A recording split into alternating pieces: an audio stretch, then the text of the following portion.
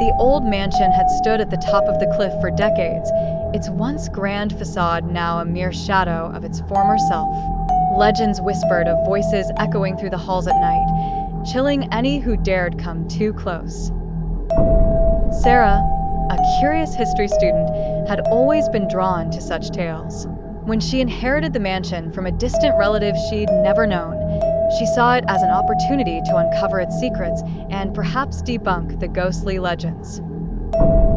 Sarah arrived at the mansion on a chilly autumn evening, a backpack filled with recording equipment and a resolve of steel.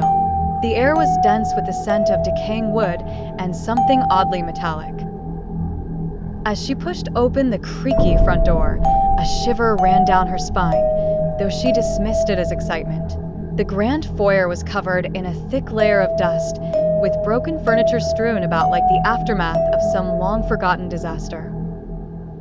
As night fell, Sarah began setting up her equipment, intending to capture any supposed paranormal activity.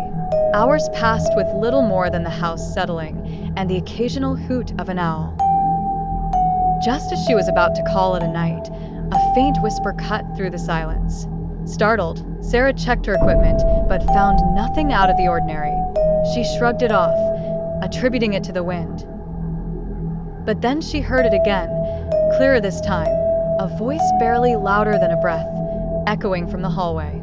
"Sarah?" It seemed to say. Heart pounding, she followed the sound, clutching her flashlight. The hallway stretched out before her, longer than she remembered, lined with portraits whose eyes seemed to follow her every move.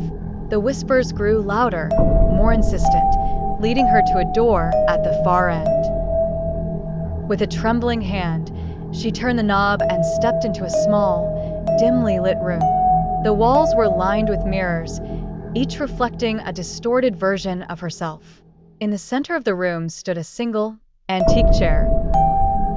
As she approached, the temperature plummeted, and the whispers became a deafening chorus. Terrified but determined, Sarah sat in the chair. Suddenly, the room plunged into darkness. The whispers stopped, replaced by a bone-chilling silence. Sarah felt a cold hand on her shoulder and whipped around, but saw nothing. Her flashlight flickered and died. Panic set in as she fumbled for her backup light. Just as she turned it on, she caught a glimpse of a figure in the mirror behind her, a gaunt-faced woman in tattered clothes, eyes hollow and lifeless. "Leave," the woman whispered, her voice a soundless scream that echoed in Sarah's mind. In a blind rush, Sarah bolted from the room, racing down the hallway, which seemed to stretch endlessly. She burst through the front door and didn't stop running until she was far from the mansion.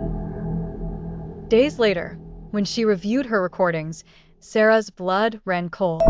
The whispers were clear, unmistakable, and eerily repeated one phrase: "Leave and never return."